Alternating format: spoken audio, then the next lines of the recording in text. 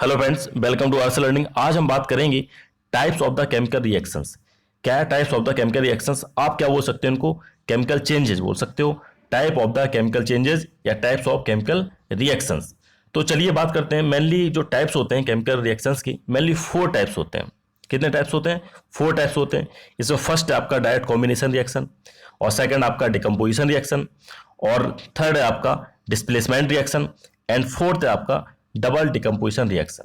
तो ये सारे आपके टाइप्स हैं, इनको थोड़ा सा और अच्छे से समझेंगे हम लोग। तो इससे पहले कि थोड़ा सा आपको ओवरव्यू दे दें कि केमिकल रिएक्शंस क्या होती हैं। केमिकल रिएक्शंस क्या है? केमिकल रिएक्शंस क्या है? केमिकल चेंजेस हैं जिसका जो रिजल्ट आ रहा है, केमिकल चेंज की वजह से जो रिजल्ट आ रहा है उसका शॉर्ट हैंड फॉर्म होता है।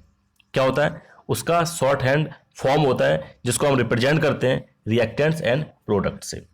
दोनों ही चीजें मीन्स क्या है कि रिएक्टेंट्स पार्ट, जो आपका रिएक्टेंट पार्ट जो आप इस तरफ लिखते हैं, इसको लेफ्ट हैंड साइड में लिखते हैं, वो आपका रिएक्टेंट पार्ट क्या है कि जो रिएक्शंस हो रही हैं किसके बीच हो रही हैं? दो कोई भी एलिमेंट्स हैं या कंपाउंड्स हैं, उनके बीच में रिएक्शंस हो रही है और वो आपस में रिएक्ट करके क्या बना रहा है? एक फाइनल रिजल्ट आपका दे रहे हैं जो कि क्या है? आपका प्रोडक्ट है। तो रिएक्टेंट्स क्या है? रिएक्टेंट्स के अंदर क्या होता है? जो भी आपकी सब्सटेंस है उनका, उनके बीच में बॉन्ड्स है, तो बॉन्ड का ब्रेकडाउन होता रहता है। यहाँ पर क्या है? रिएक्टेंट्स में ब्रेकडाउन हो रहा है बॉन्ड का, और प्रोडक्ट में न्यू बॉन्ड फॉर्म होके नया फॉर्म, नया कोई रिजल्ट हमारा देखने को मिलता है। ठीक है, जो रिजल्ट आपका आ रहा है वो आपका क्या होता है? प्रोडक्ट होता है। तो ये सारी चीजें, ये बेसिक कॉन्सेप्ट है केमिकल रिएक्शंस के बारे में। चलिए बात करते हैं फर्स्ट टाइप की। तो आपका फर्स्ट टाइप क्या है? Direct combination reaction. तो डायरेक्ट कॉम्बिनेशन रिएक्शन क्या होता है? इसको सिंथेसाइज रिएक्शन भी बोला जाता है। इसमें क्या है? टू या मोर कंपाउंड या एलिमेंट्स आपस में रिएक्ट करते हैं, और रिएक्ट करने के बाद क्या बनाते हैं? एक आपका न्यू कंपाउंड फॉर्म करते हैं। जैसे आप देख सकते हो कि यहाँ पर हाइड्रोजन एंड ऑक्सीजन दोनों आपस में रिएक्ट करके क्या बना रहे हैं? वाटर को फॉर्म कर रहे हैं। ठीक है, तो ये क्या है? यहां से आप क्लियर कर सकते हो कि डायरेक्ट कॉम्बिनेशन मीन्स डायरेक्ट जो कंबाइन हो रहा है, आपके एलिमेंट है या फिर कंपाउंड है, डायरेक्ट कंबाइन हो रहा है और आपका न्यू कंपाउंड फॉर्म कर रहा है, इसलिए इसको डायरेक्ट कॉम्बिनेशन रिएक्शन बोला जाता है। ठीक है, चलिए अब बात करते हैं कि डिकम्पोजिशन रिएक्शन।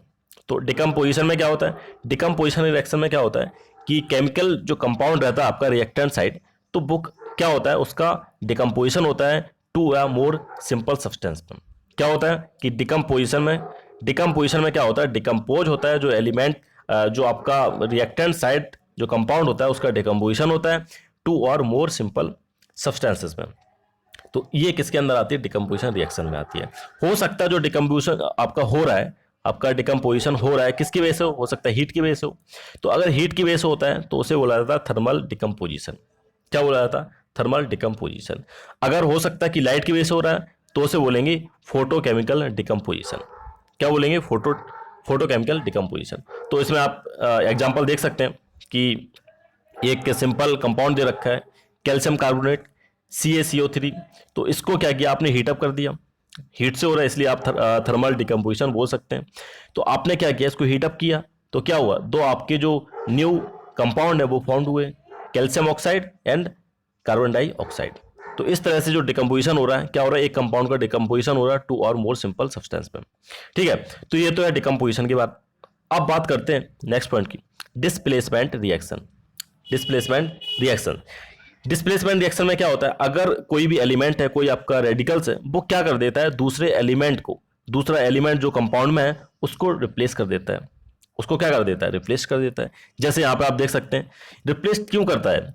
क्या रीजन है रिप्लेस जिससे कर देता है? देखिए कि जो एलिमेंट्स है, अगर आप देखेंगे क्या है कि मोर इलेक्ट्रोपॉजिटिव मेटल्स हैं तो वो लेस इलेक्ट्रोपॉजिटिव मेटल को रिप्लेस कर देंगी। अगर मोर इलेक्ट्रोनेगेटिव मेटल है तो मोर इलेक्ट्रोनेगेटिव नॉन मेटल है तो वो क्या करेंगे? लेस इलेक्ट्रोनेगेटिव नॉन मेटल को रिप्लेस कर देंगे। तो इस तरह से ये सारी चीज़ें आप जब ब्रीफ में पढ़ेंगे डिस्प्लेसमेंट रिएक्शन, ये मैंने पूरा का पूरा चैप्टर भी अपलोड कर रखा है। ये तो सिर्फ ओवरव्यू है कि ये टाइप्स होते हैं, लेकिन एक एक रिएक्शंस के बारे में बहुत अच्छे से मैंने समझाया है, बहुत सारे एग्जाम्पल भी बताए। तो आप अगर ज़्यादा देखना है तो उनको जरूर देखिएगा। तो इसमें क्या है कि जो एलिमेंट है क्या कर देता है? रिप्लेस कर देता है दूसरे एलिमेंट को, अगर किसी कंपाउंड के अंदर है। ठीक है, तो न्यू कंपाउंड आपके फॉर्म होते हैं। जो न्यू कंपाउंड आपका फॉर्म होगा और डिस्प्लेसमेंट एलिमेंट आप उसको देख सकते हैं। जैसे कि ए ने क्या किया, ए एलिमेंट ने बी को डिस्प्लेस कर दिया और न्यू कंपाउंड एसी फॉर्म कर दिया। पहले क्या था, बीसी था।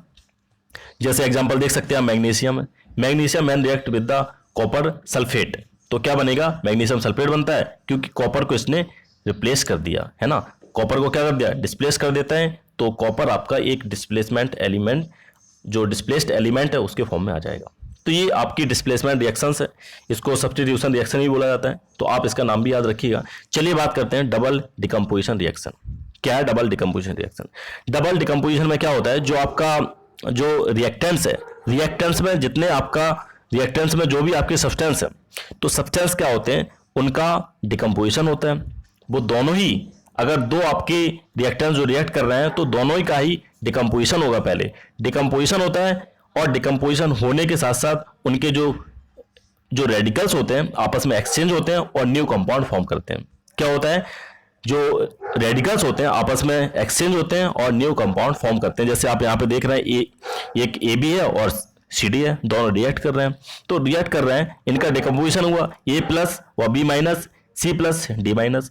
अब ये क्या करेंगे, अपने रेडिकल्स को एक्सचेंज कर लेंगे, मीन्स क्या बन जाएगा, प्लस और माइनस की तरफ इस तरह से जो बॉन्ड बनेगा, तो ये क्या होगा, ए प्लस और ए प्लस और डी माइनस, ये दोनों आपस में रिएक्ट होंगे, तो क्या हो जाएगा, ए प्लस और D minus new compound form होगा। और यहां पर आप देख सकते हैं क्या बनेगा, सी प्लस और बी माइनस। तो ये सारी चीजें, अब अगर देखना चाहो, एग्जांपल देखना चाहो, क्या है कि silver nitrate when react with the potassium chloride, then क्या होगा, सिल्वर क्लोराइड फॉर्म होगा, एक प्रेसिपिटेट है, और आपका पोटेशियम नाइट्रेट फॉर्म हो जाएगा। तो ये सारी चीजें हैं, इनको आप टाइप्स हैं ये, इनको क्लियरली आप समझ सकते हो। देखिएगा कि कुछ और अगर आपको पूरा चैप्टर बहुत अच्छे से पढ़ना है, एक एक चीज अच्छे से समझना है, तो आप देखिएगा चैप्टर देखिएगा पूरा, ये केमिस्ट्री का आप प्लेलिस्ट चेक करिएगा, तो उसमें सारी चीज़ें मिल जाएंगी।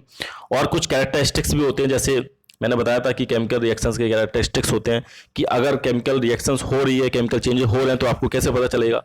तो हो सकता है कि जो फाइनल आपका प्रोडक्ट है उसका कलर चेंज हो जाए, या हो सकता है कि गैस इवॉल्व होना स्टार्ट हो जाए, या हो सकता है प्रेसिपिटेट फॉर्म हो जाए, जैसे कि इसमें प्रेसिपिटेट फॉर्म हो रहा है, या हो सकता है कि evolution of the heat energy, या फिर एब्जॉर्प्शन आपको देखने को मिले हीट एनर्जी का। तो ये सारे कुछ कैरेक्टरिस्टिक्स भी हैं, जो आप इंडिकेशंस भी बोल सकते हो कि केमिकल जो चेंजेज हो रहे हैं, आपके केमिकल रिएक्शंस है, उसमें आपको ये चीज़ें देखने को मिलेंगी।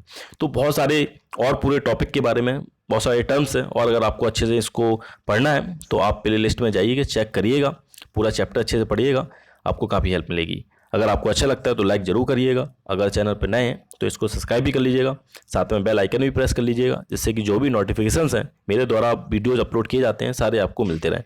Now thank you for watching, thank you.